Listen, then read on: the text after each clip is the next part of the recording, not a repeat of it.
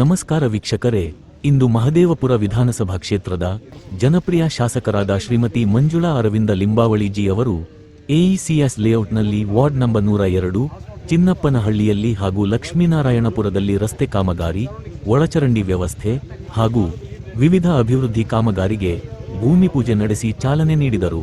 ಈ ಸಂದರ್ಭದಲ್ಲಿ ನಗರ ಮಂಡಲ ಅಧ್ಯಕ್ಷರಾದ ಶ್ರೀ ಶ್ರೀಧರ ರೆಡ್ಡಿ, ಬಿಜೆಪಿ ಹಿರಿಯ ನಾಯಕರು ಜಯದೇವ್ ರಾಜು ಹಾಗೂ ಮುಖಂಡರು ಕಾರ್ಯಕರ್ತರು ಉಪಸ್ಥಿತರಿದ್ದರು. ವೀಕ್ಷಿಸಿದ್ದಕ್ಕೆ ಧನ್ಯವಾದಗಳು.